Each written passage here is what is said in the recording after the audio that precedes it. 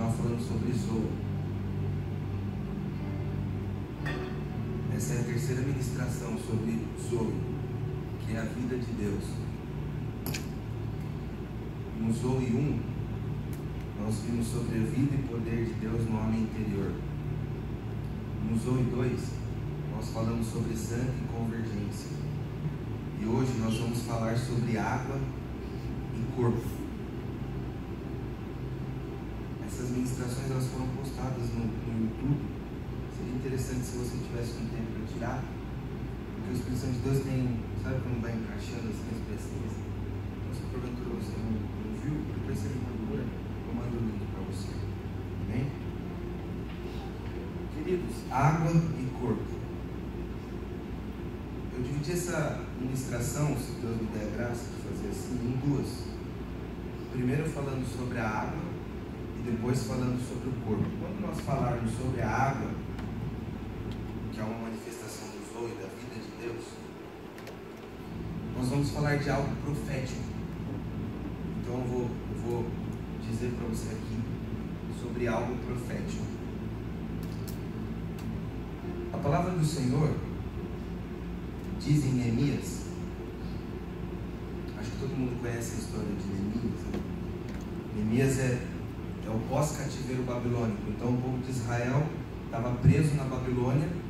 Aí depois Nabucodonosor perde o seu reinado, e depois disso nós temos o reinado dos persas, que é onde Neemias era copeiro do rei persa.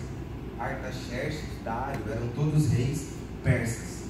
Eles dominaram a Babilônia. Então o ensejo que nós vamos ver aqui de Neemias já é o pós-exílio. O povo tinha sido preso na Babilônia, tinha sido levado cativo porque não obedeceu a Deus.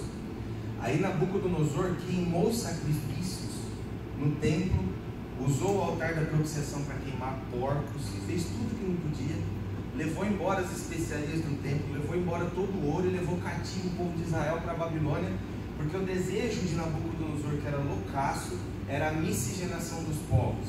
A partir disso nós começamos a ter os samaritanos, que é a mistura de judeu com outros povos, e como ele não é 100% judeu, os judeus já não acreditavam que eles eram a linhagem eleita, porque aí começou a nascer filho de babilônico, por exemplo, com judeu, que era a ideia de Nabucodonosor, para que ele tivesse o domínio sobre toda a terra. Então ele queria misturar as pessoas. Então ele ia ter babilônico em Judá, babilônico em todos os lugares do mundo, e com isso na cabeça dele, ele teria o controle. Depois, ele é a cabeça do reinado da visão de Daniel. Lembra a visão de Daniel da grande estátua? Nabucodonosor é a cabeça, mas depois ele perde o reinado para o tronco, entra o Império Persa e domina a Babilônia. E nesse tempo Neemias era copeiro do rei persa.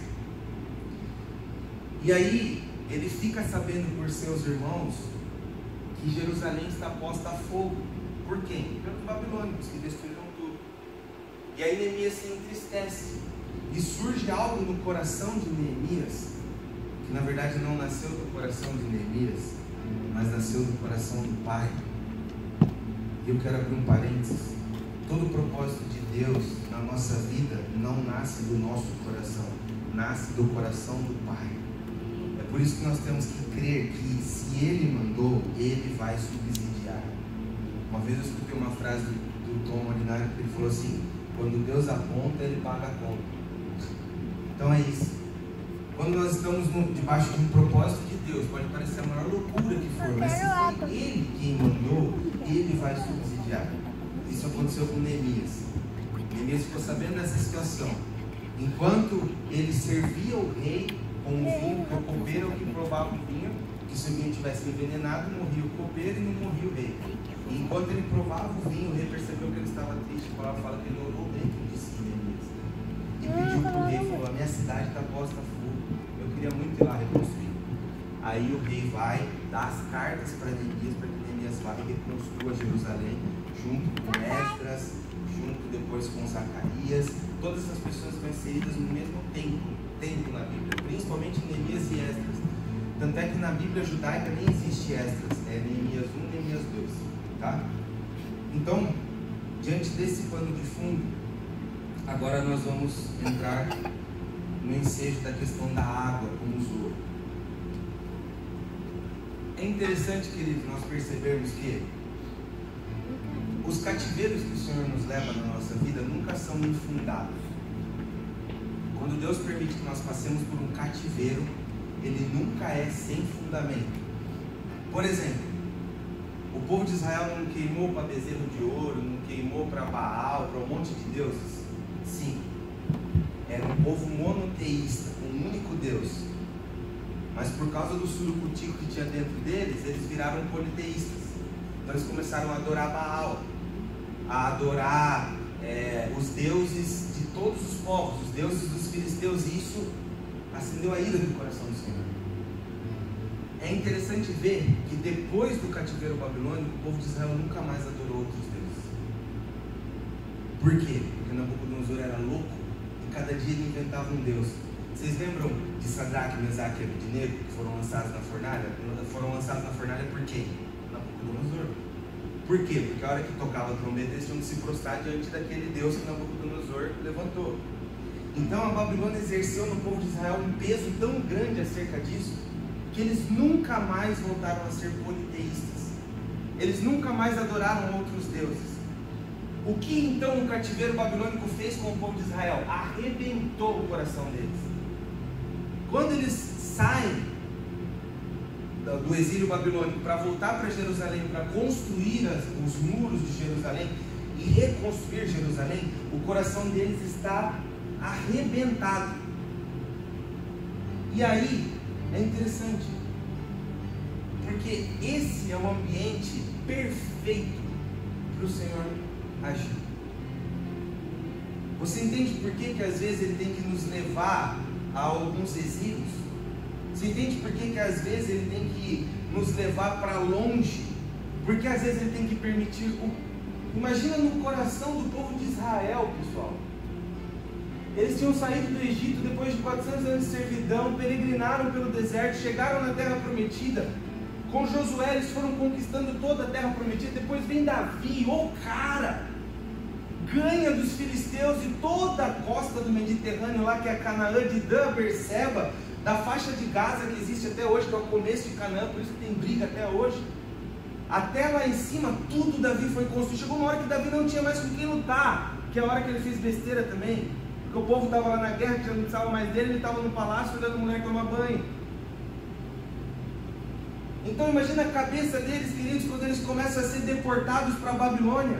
Imagina a cabeça de Daniel, de Sadraque, Mesaque e Abednego. Não foi aquilo que eles aprenderam, não foi aquilo que eles ouviram. Por que agora que eles saíram de 400 anos de escravidão, eles estavam dentro da Babilônia? E é interessante nós observarmos que, se você ler o livro de Daniel, você vai ver que Daniel estava meditando nas escrituras para entender o que estava acontecendo, e ele entendeu quando ele estava lendo os profetas. Ele entendeu o porquê que eles estavam lá. Então, irmãos, às vezes as coisas vêm sobre as nossas vidas de uma forma tão impensada, de uma forma tão anormal, ou então nós olhamos para coisas que nós já tínhamos passado, assim como já tinha sido preso no cativeiro do Egito, agora no cativeiro babilônico. O que está acontecendo? Mas tem um motivo por trás disso, e ainda que seja uma semeadura de uma colheita de uma semeadura que nós fizemos, a graça e a misericórdia do Senhor estão aproveitando aquele ensejo para nos aperfeiçoar, seja o ventre de um peixe, seja a Babilônia. Então, o Senhor não tem prazer em ver nós sofrermos, mas Ele tem prazer no fruto que o sofrimento nos traz. Então é por isso que às vezes nós somos levados para essas Babilônias, para que a gente volte de lá melhor. Então, quando o povo de Israel chega para reconstruir os muros com Neemias, eles estão arrebentados por dentro. Sua identidade foi roubada, as suas ideias foram roubadas.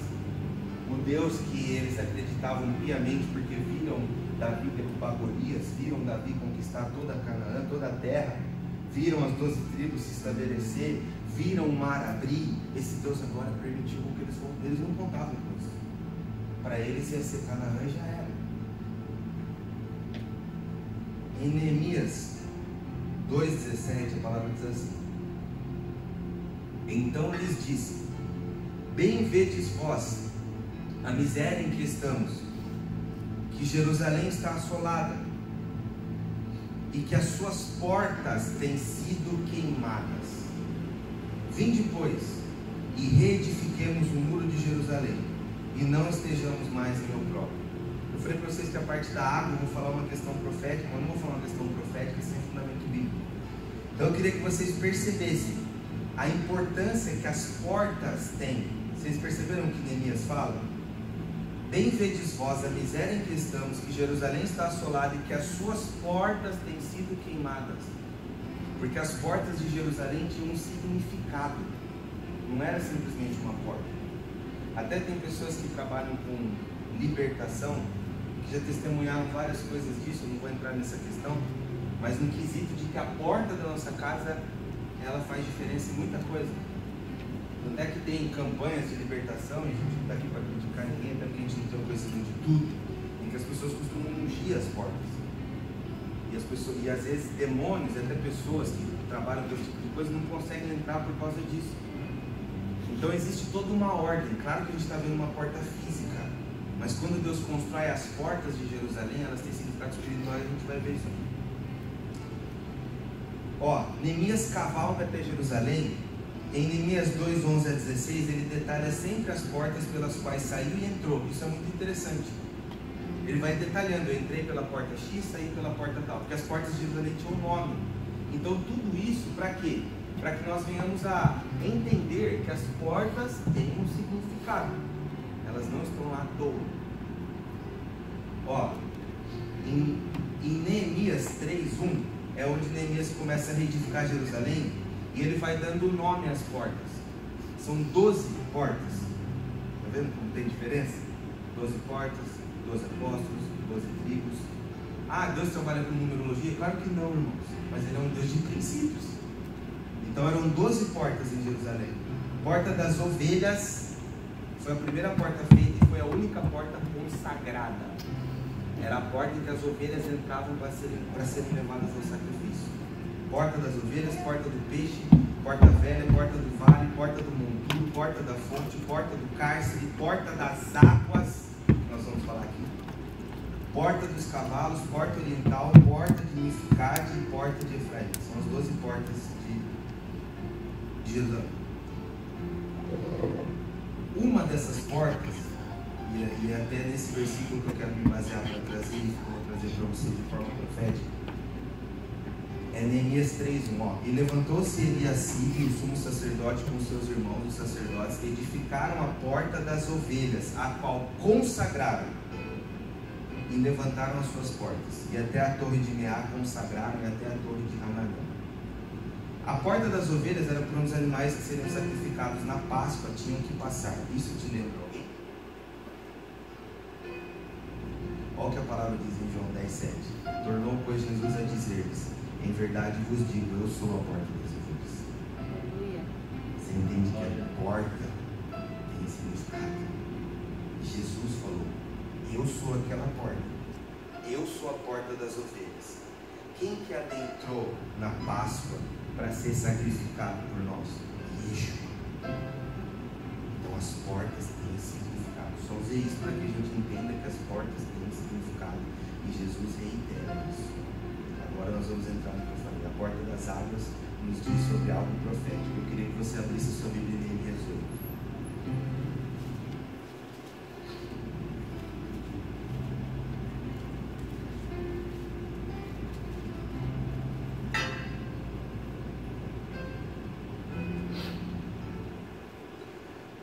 Versículo 1.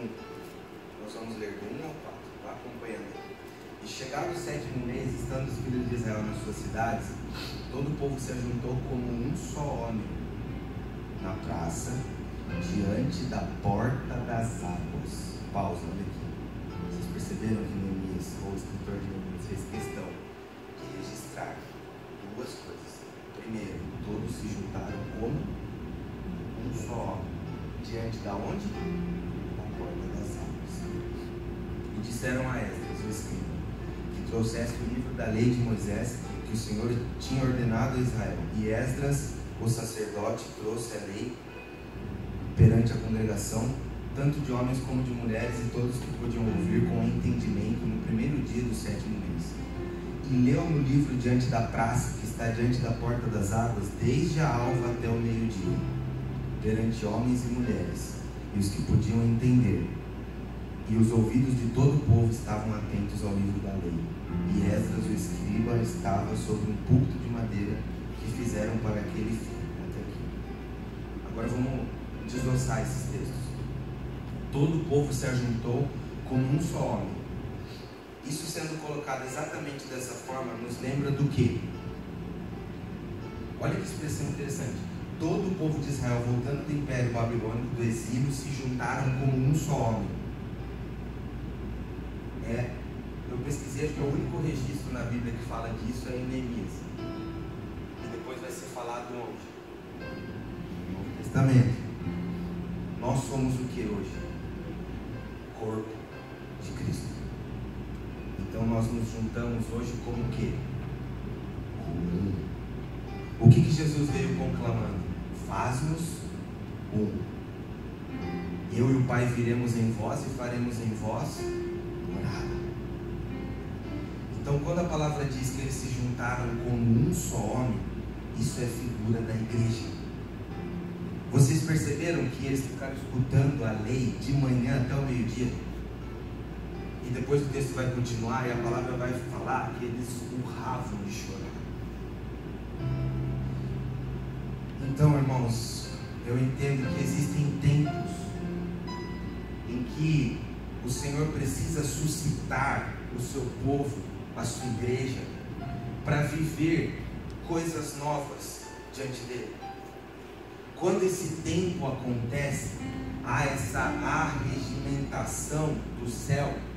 O Senhor, ele começa a alinhar. Por que eles se juntaram como um só homem?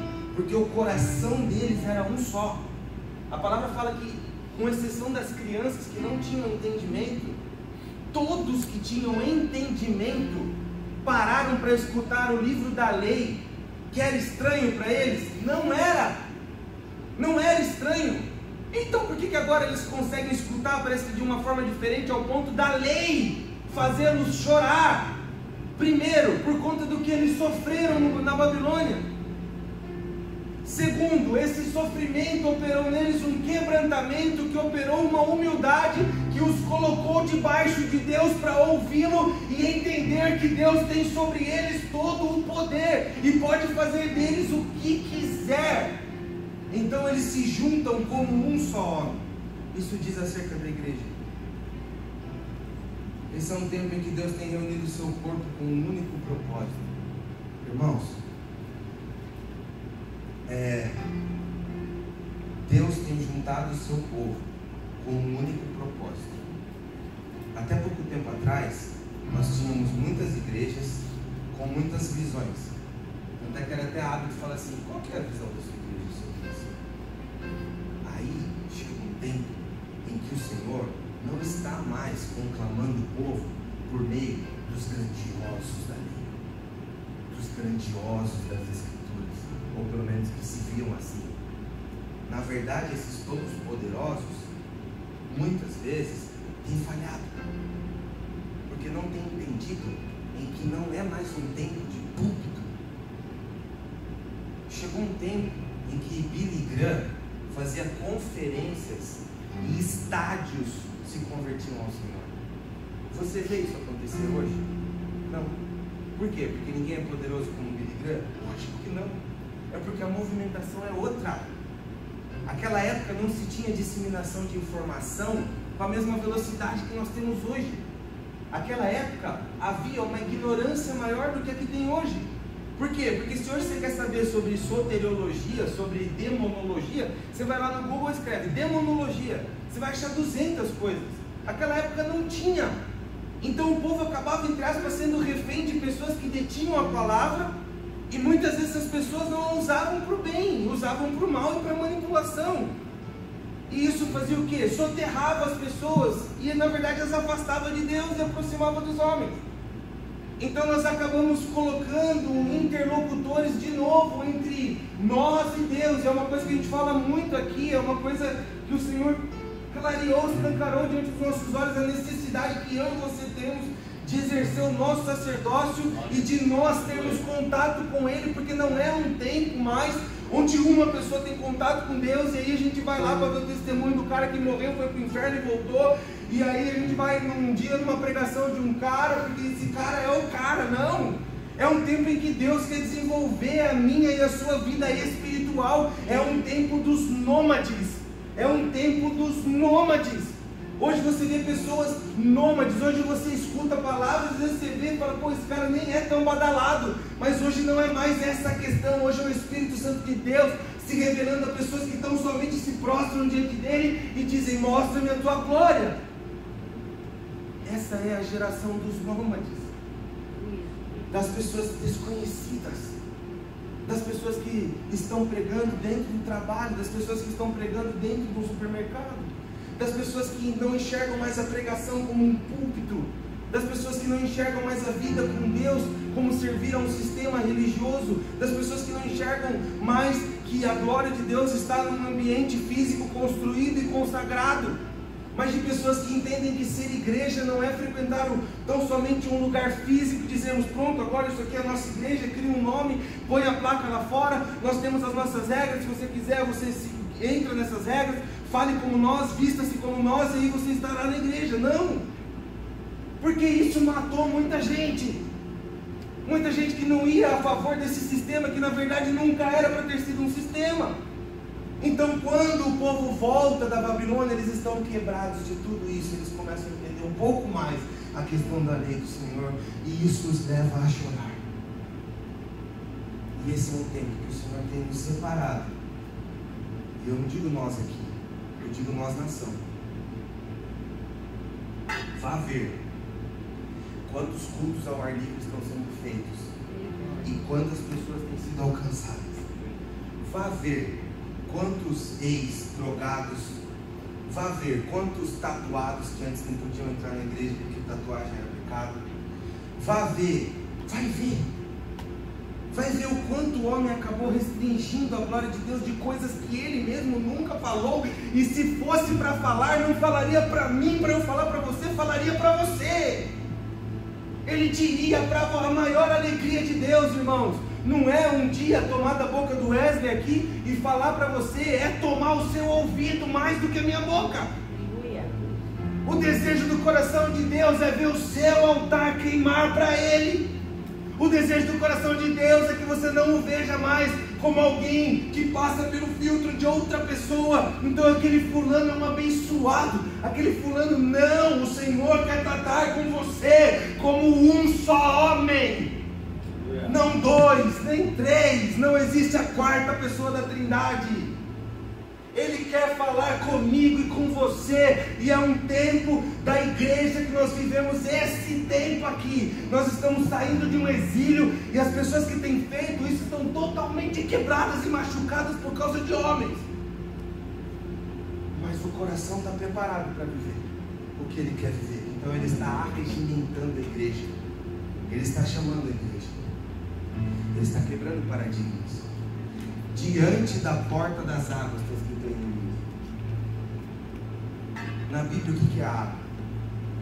Olha o que a palavra fala, não precisa abrir, Efésios 5, 25 a 27. Vós, maridos, amai vossas mulheres, como também Cristo amou a igreja, e a si mesmo se entregou por ela, para santificar.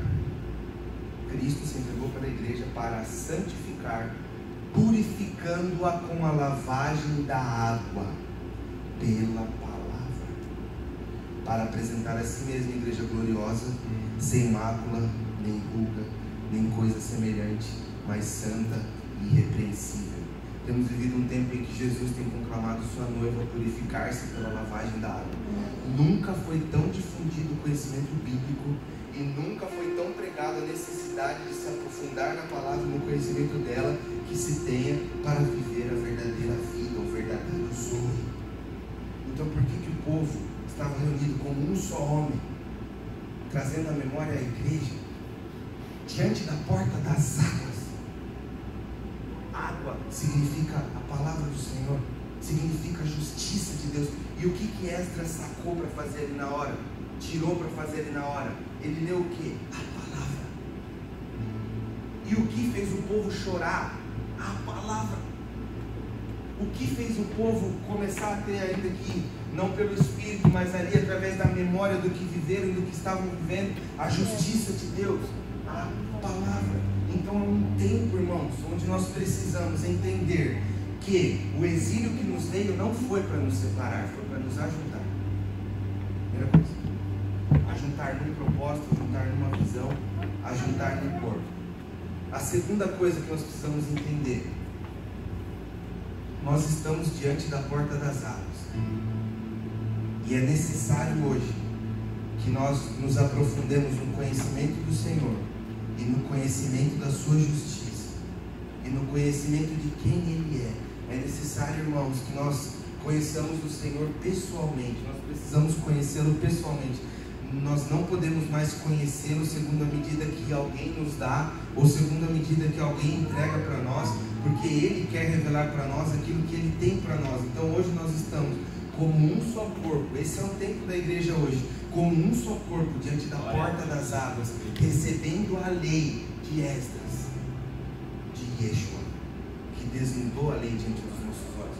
E nós estamos chorando. É um tempo em que a igreja está chorando. É um tempo em que a igreja quer mais do conhecimento de Deus.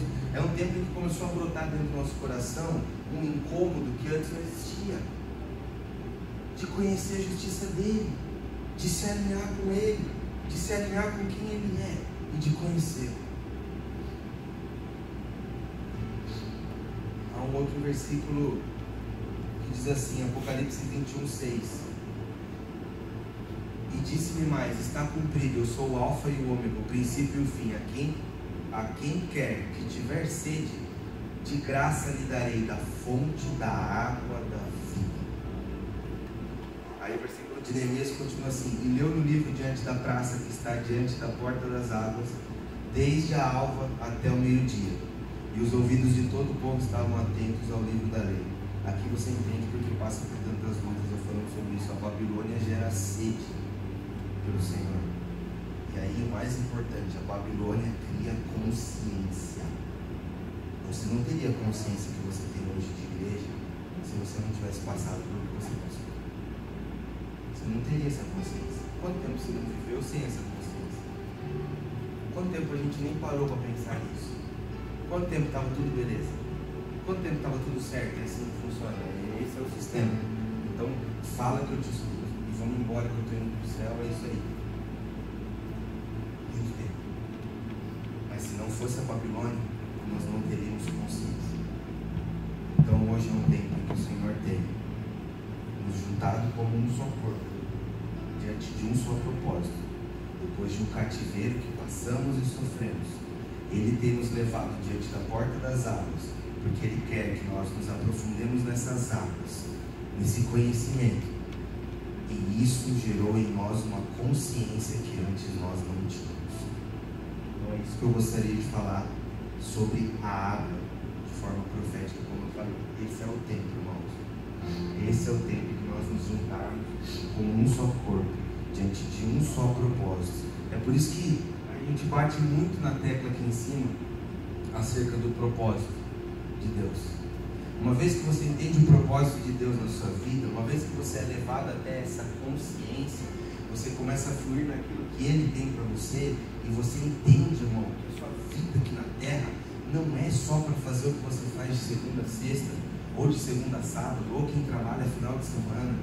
Nós vivemos tão preocupados com a nossa vida terrena, e nós esquecemos que o infarto dura 1 segundo, o derrame é 1 segundo, a morte é 1 segundo, irmãos.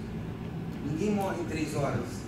Vai definindo, chega uma hora que morre. A morte é em 1 segundo. E às vezes nós estamos tão preocupados. E esse tempo que nós vivemos hoje sequestra tanto de nós essa visão daquilo que nós temos que desenvolver para Ele, que Ele vai nos levar sim a passar por Babilônias, para que venha sobre nós esse processo de nós estarmos com o nosso coração quebrantado, de nós nos humilharmos e nos colocarmos debaixo como um corpo, de nós termos essa consciência gerada em nós, para que nós venhamos a nos aprofundar nessas águas que trazem o zoe. Então, através da água, que é a palavra do Senhor, nós recebemos o zoe de Deus, a vida de Deus. E agora nós vamos falar sobre essa questão do corpo. Nós vimos ali que o versículo diz assim, né? O ajuntamento como um só homem. Há um só corpo de Cristo, certo? Há um só corpo. A pergunta é, nós estamos inseridos nesse corpo? Às vezes eu escutei uma ministração, daí a pessoa falava assim, quantas igrejas tem aqui na cidade? Aí o pessoal respondia, 10, 12. Aí ele falou assim, não, na verdade tem uma igreja só. Quando Jesus escreve assim, ao anjo da igreja que está em Éfeso, ao anjo da igreja que está em Pérgamo, ao anjo da igreja que está em Tiatira, você acha que só tinha um ajuntamento em Tiatira? Um ajuntamento em Éfeso? Claro que não. Muitos deles tinham que fazer cultos escondidos, porque estavam sendo perseguidos. Então nós estamos falando de várias pessoas, de vários ajuntamentos, mas o fato é que existe um corpo de Cristo. E a pergunta é, nós estamos inseridos nesse corpo de Cristo? Essa pergunta é para todo mundo, para mim, para você, para todo mundo que se diz cristão, que frequenta um lugar, que se denomina igreja. Nós estamos inseridos no corpo, porque no sistema às vezes nós estamos, mas e no corpo? Que na verdade é o que importa. A palavra fala assim em Efésios 4:1. Rogo-vos, pois eu, prisioneiro do Senhor, que andeis de modo digno da vocação a que fostes chamados, com toda a humildade e mansidão, com longanimidade, suportando-vos. Esse suportando-vos uns aos outros em amor, não é essa ótica de, insuportável, eu vou te suportar em amor. Não, é suporte. Isso aqui, está sendo um suporte para o meu notebook. Então é isso que nós temos que ser uns para os outros em amor. Suportá-los, segurá-los. Esforçando-vos diligentemente por preservar a unidade do Espírito no vínculo da paz. Há somente um corpo e um Espírito. Aqui o apóstolo Paulo reitera. Só há um corpo e um Espírito, como também fostes chamados numa só esperança da vossa vocação. Então, falando sobre corpo, nós entendemos que existe um corpo só de Cristo, é óbvio, mas às vezes a gente não para para pensar nisso. Agora eu queria falar com vocês sobre o corpo santificado. A palavra fala assim em Gênesis 2:7: e formou o Senhor Deus o homem do pó da terra, e soprou em seus narizes o fôlego da vida, e o homem foi feito alma vivente. Presta atenção nesse texto, conhecidíssimo. E formou o Senhor Deus o homem do pó da terra, e soprou. Paulo, estamos falando sobre o zoe, a vida de Deus. Falamos através da vida de Deus manifestada nas águas, e no tempo profético que nós temos vivido. Agora nós estamos falando do zoe manifestado através do corpo de Cristo e daquilo que Ele fez em nós para que nós nos tornássemos corpo. Então, e formou o Senhor Deus o homem do pó da terra, e soprou em seus narizes o fôlego de vida, e o homem foi feito alma vivente. Queridos, pense assim, se uma pessoa se afogar, eu não sei fazer, nunca fiz, e eu precisasse fazer uma respiração boca a boca nela, certo? A respiração boca a boca, até onde eu sei, não sei se é um pouco demais, mas ela é feita através do quê? Certo? Você assopra. Aí, o seu assopro, sei lá, que faz no pulmão, e a pessoa regurgita aquela água, certo? Olhando sobre esse prisma, o meu sopro trouxe vida para aquela pessoa, certo? Só que eu assoprei. Então o ar que eu assoprei saiu da minha boca, entrou na boca daquela pessoa, trouxe vida para ela, mas não está mais. Não existe conexão, a gente não está se beijando, a gente está assoprando. Então quando Deus cria o homem no Éden, eu nunca tinha pensado por esse lado, mas Ele assopra fôlego de vida no homem. E o soprar dá um sentido do quê? Eu te dei o que eu tinha, mas nós não estamos conectados. Se eu assoprar daqui, o vento vai atingir. Daí não, porque eu não sou o Aquaman, mas assim, se eu assoprar aqui a Miriam, o vento vai atingir a Miriam, mas vai se... não tem conexão. Então Deus, Ele sopra o fôlego de vida no homem, quando Ele cria o homem no jardim, mas o sopro não dá ideia de conexão, dá ideia de despertamento. Chegou e soprou, mas não fala que ficou. Então Deus e o homem houve o sopro, uma manifestação de Deus que atingiu o homem, mas não estava contínuo. Agora, se quando eu morrer eu for doador de órgãos e eu der o meu coração para uma outra pessoa, aí é diferente, não é? Você já começou a entender por que a gente tem os olhos de Deus? Nós não somos como Adão, que recebeu o sopro de vida. Nós recebemos um transplante de coração. Então, se um dia eu morrer e meu coração for transplantado, diferentemente da pessoa que eu fiz aspiração boca a boca, meu coração vai estar batendo dentro do corpo daquela pessoa. Ela nem vai saber quem eu sou, talvez ela nunca tenha contato comigo físico, mas o meu coração vai estar batendo dentro dela. Nós temos o zoe de Deus, não porque nós recebemos um sopro edênico, adâmico de Deus, em que Ele soprou e nós não tivemos mais contato, não. E Yeshua morreu na cruz, e no atestado de óbito dele estava escrito assim: eu sou doador de vida, eu sou doador de zoe. Então hoje, quando o Pai olha do céu, Ele não vê mais um fôlego que o homem recebeu e que não tem o poder de transformar o homem naquilo que Ele quer. Ele vê dentro do Wesley, miserável pecador, o coração do seu próprio filho batendo e pulsando e trazendo vida para mim, e levando vida para ele, e tendo a possibilidade de agora, já que eu fui transplantado, eu viver aquilo que Ele tem para mim. Então é por isso que nós nos tornamos o corpo de Yeshua, é por isso que nós nos tornamos o corpo de Cristo, porque o nosso coração hoje não é mais o nosso próprio coração, mas é o coração dele. Hoje nós recebemos o coração dele. Não diz a respeito de um sopro que foi entregue e não há mais contato, diz a respeito da doação de um coração que estará sempre conosco. Vocês entenderam? É por isso que hoje nós temos o zoe de Deus, corpos tornando-se em um.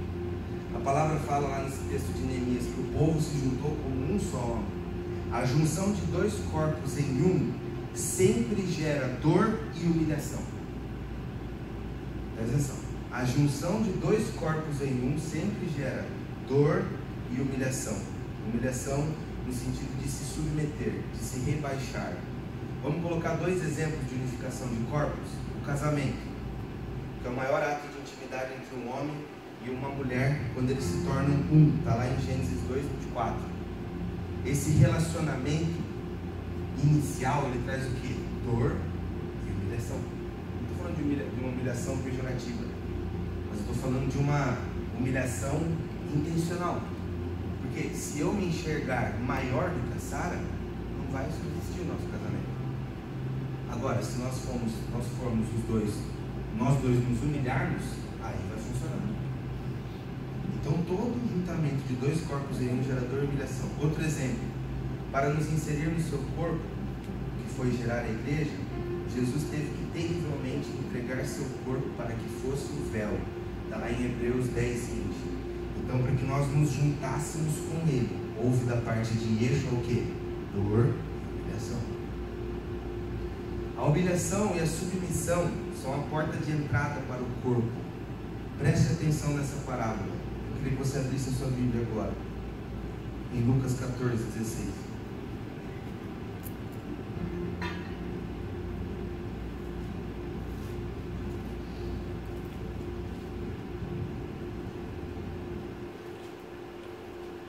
A dor e a humilhação é a porta de entrada para o corpo. Porém ele lhe disse: um certo homem fez uma grande ceia e convidou a muitos. E a hora da ceia mandou seu servo dizer aos convidados: vinde que já está tudo preparado. E todos a uma começaram a escusar-se. Disse-lhe o primeiro: comprei um campo e preciso ir vê-lo, rogo-te que me hajas por escusado. E outro disse: comprei 5 juntas de bois e vou experimentá-los, rogo-te que me hajas por escusado.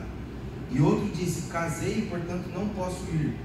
E voltando aquele servo, anunciou tudo ao seu senhor. Então o pai de família indignado disse ao seu servo: presta atenção, sai depressa pelas ruas e bairros da cidade e trazei aqui os pobres, aleijados, mancos e cegos. E disse o servo: Senhor, feito está como mandaste, e ainda há lugar. E disse o Senhor ao servo: saí pelos caminhos e atalhos e força-os a entrar, para que a minha casa se encha. O que é essa parábola? São os judeus e nós, a igreja. A festa estava preparada para os judeus. Veio para os que eram seus, mas os seus o rejeitaram. E a todos quanto creram nele, deu-lhes o poder de serem feitos filhos de Deus. Então a dor e a humilhação é a porta de entrada para o corpo. O Senhor Deus manda chamar os aleijados, mancos, cegos e pobres. Ele está se referindo ao quê? À humildade. Claro que não é literal esse texto, porque aí tem pobre, pode ir um rico para o céu, aí tem cego, pode ir alguém que enxerga para o céu. Mas ele está fazendo referência a um estado de espírito. Ele está fazendo referência a uma intencionalidade do coração. Ele está falando assim: vai atrás desses perdidos humildes.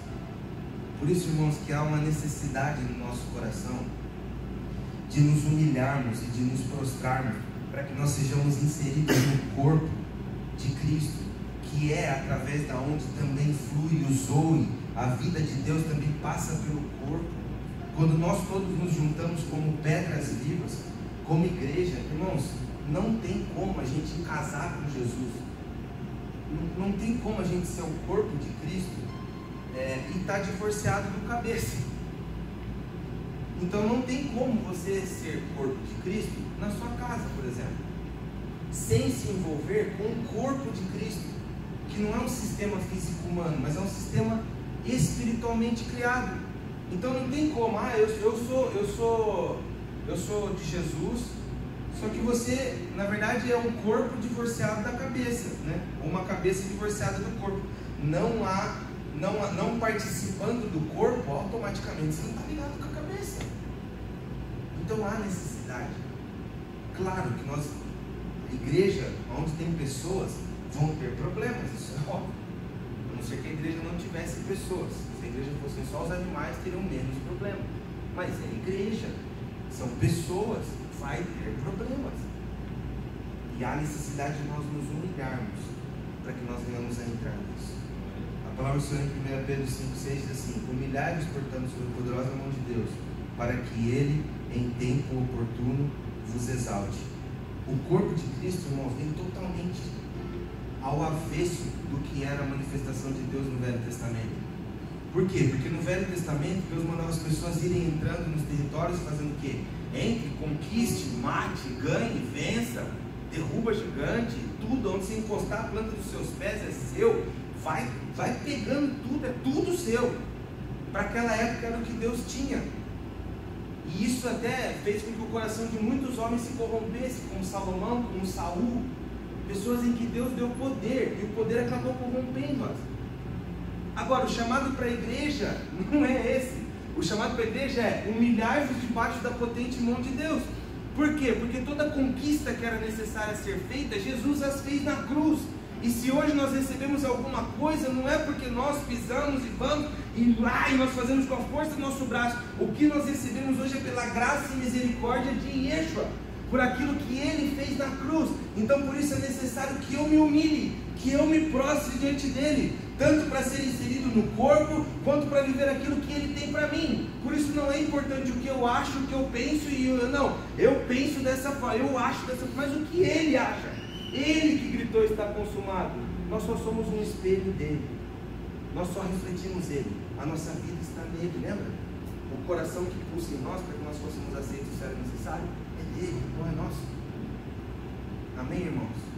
Então a vida de Deus, o zoe de Deus, se manifesta também através da água e através do corpo. Lembre-se desse tempo profético que nós temos vivido, assim como Neemias, de reconstruir. É um tempo de reconstrução, não lançando fora os fundamentos antigos, porque Neemias não implodiu, Neemias não soltou bomba em Jerusalém e começou tudo do pó. Não é que tudo estava errado, mas é um tempo agora de reconstrução diante disso, de conscientização que Ele tem gerado em nós, de aprofundamento pessoal na palavra, para que você entenda aquilo que Ele quer falar com você. Esses dias eu falei com uma pessoa que não mora aqui, que a gente tem um relacionamento meio pastoral, eu com ele, e ele me falou assim: Wesley, eu não tenho lido muito a Bíblia e eu não tenho orado muito, mas o Espírito fala muito comigo. Eu falei: cara, me desculpa que eu vou te falar, mas eu acho que não é o Espírito. Ele falou: por quê? Porque, mano, o que cava o seu coração é a palavra. E o que vai te sensibilizar a ouvir a voz dele é a oração. Então, se você não está lendo a palavra, o Espírito não está achando espaço para falar dentro de você. E se você não está orando, você não está discernindo as coisas dele. Então, eu falei, não estou falando que é, mas pode ser a voz da sua consciência, cara. Toma cuidado. Pode ser o seu euzão aí gritando aí dentro. Toma cuidado. Entende, irmãos? Então é necessário. Esse é o tempo, esse é o despertamento. E que a nossa vinda aqui, irmãos, todo domingo de manhã, a nossa quarta-feira na mesa, não se torne jamais algo para sustentar um sistema. Não se torne jamais algo sem intencionalidade, sabe? Só fazer por fazer, porque eu tenho que ser igreja, então vamos lá. Não é assim que funciona. Isso aí vai matando, até chega uma hora que mata de vez.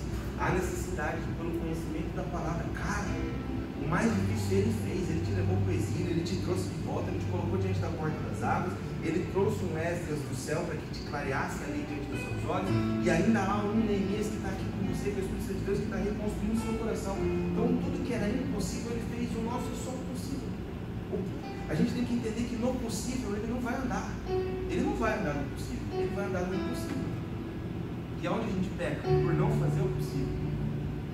Bem, então que o Espírito Santo de Deus possa ministrar isso ao nosso coração hoje, possa falar conosco ao longo dos nossos dias, e que também através dessas atitudes você comece a sentir o zoe de Deus.